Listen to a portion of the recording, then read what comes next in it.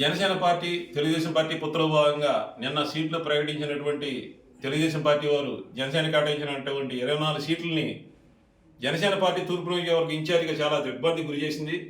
నేను ఒక్కడే కాదు, ఈ రాష్ట్రంలో ఉన్నటువంటి జన సైనికులు, వీర మహిళలు, జనసేన పార్టీలో ఉన్నటువంటి శ్రేయభిలాషులు, పార్టీ పెద్దలు అందరూ కూడా ఈ యొక్క 24 సీట్లు కేటాయించడం అనే దాన్ని ఎవరు కూడా నమ్మే పరిస్థితిలో టీడీపీని అన్నట్టుగా ఉంది.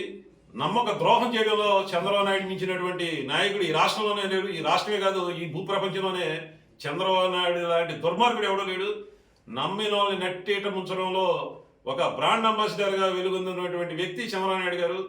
ఈ చంద్రబాబు నాయుడు గారు నమ్మి పవన్ కళ్యాణ్ గారు రాజమండ్రి సెంట్రల్ జైలు దగ్గర పొత్తు పెట్టుకుని ఈ జనసేన పార్టీలో ఉన్నటువంటి కార్యకర్తలు, నాయకులు అందరినీ కూడా రోడ్డు మీదకి వచ్చే పరిస్థితి వచ్చింది.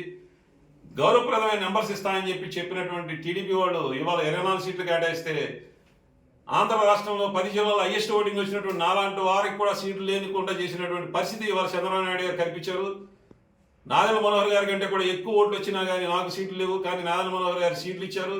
దీన్ని బట్టి ఆలోచించుకోవచ్చు, ఇది చంద్రబాబు నాయుడు గారు టీడీపీలో కుట్ర కుతంత్రాల భాగంగా జనసేనాన్ని అణగదొక్కేసే విధంగా ఉన్న సీట్లు ఎలగేషన్ లాగానే ఉంది తప్పితే, సీట్లు సెలక్షన్ లాగానే ఉంది తప్పితే, ఏ రోజు కూడా ఇది పొత్తులో భాగంగా సమానమైన ప్రాతిపదికన పొత్తు ధర్మం పాటించే విధంగా సీట్లు ప్రకటించినట్టుగా లేదు.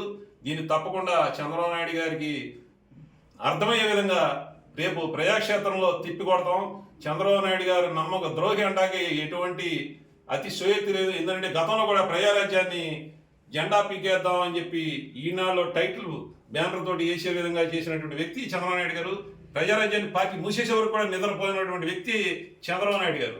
ఇదే కాదు, కాపుల్లో ఒక మాస్ లీడర్కి వస్తూ ఒక పేద పడుగు బలహీన వర్గాల ఆశాజ్యోతిగా వచ్చినటువంటి వంగవీటి మోహన్ రంగా గారు ఎక్కడ ముఖ్యమంత్రి అయిపోతే, ఎక్కడ టీడీపీ పార్టీ అణిగిపోద్దో లేదంటే కనుమరుగైపోద్దో అనే ఒక ఆలోచనతోటి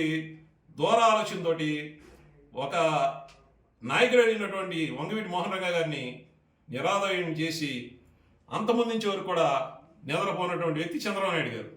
ఇది గ్రహించి హరిరామ్ జోయ్ గారు కూడా చెప్తా ఉన్నారు, చంద్రబాబు నాయుడు మామూలుడు కాదు, నోటితో నొసలు ఎక్కిరించే టైపు, అతను నమ్మితే నడి సొంతలు వదిలేస్తాడు.